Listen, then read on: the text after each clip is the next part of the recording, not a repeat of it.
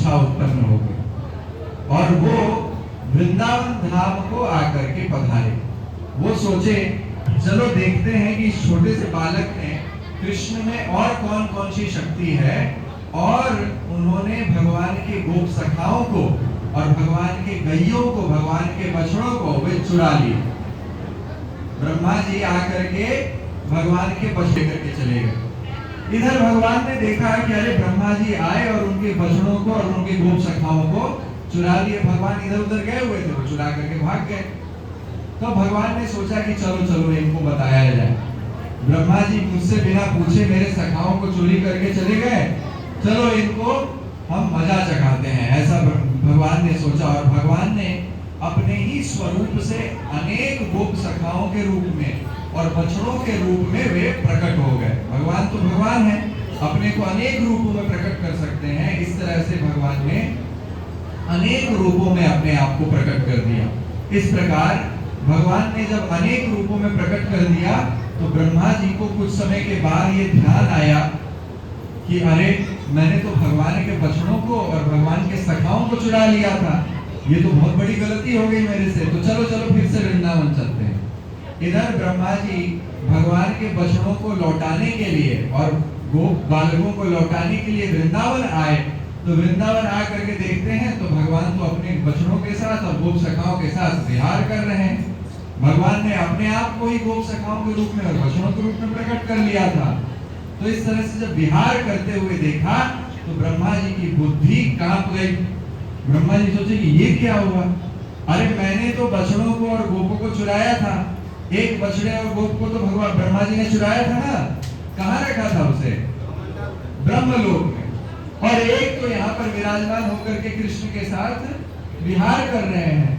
तो इस प्रकार से जब ब्रह्मा जी ने देखा तो ब्रह्मा जी अचंभित हुए। उन्हें लगा कि कहीं मेरे यहाँ के गोप सखा यहाँ तो नहीं आ गए हैं।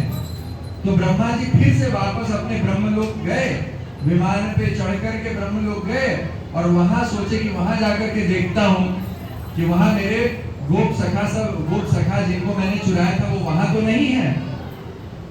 जब वहां गए तो वहां देखते हैं कि वहां पर एक गोप सखा और सब बछड़े सोए हुए विराजमान हैं।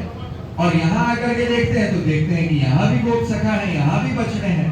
तो ब्रह्मा जी की बुद्धि इस तरह से घूमने लगी, उन्हें समझ में नहीं आ रहा था।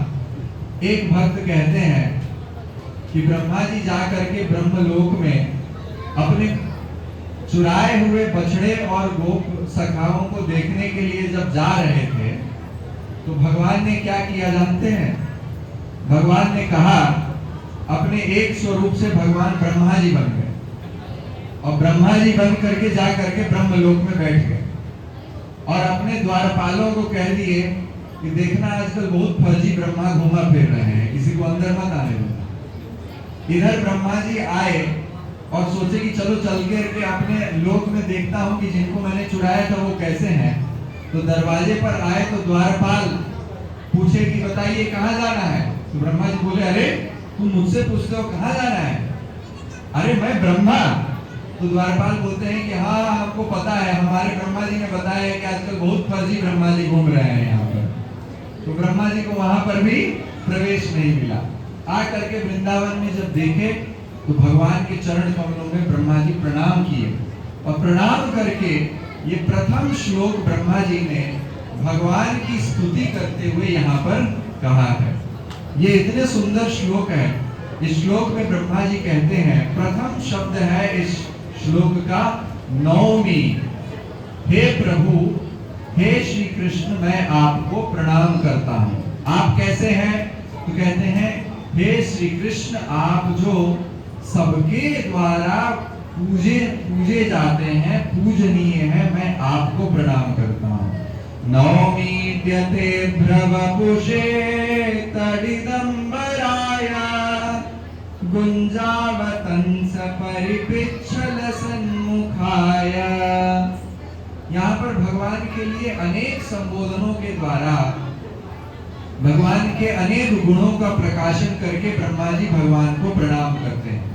भगवान को प्रणाम करते हुए कहते हैं कि हे प्रभु, जो आप समस्त देवताओं के द्वारा पूज्य हैं, जिन बांध्यो सुर असुर नाग मुनि प्रबल कर्म की डोरी, जो सबको अपने प्रबल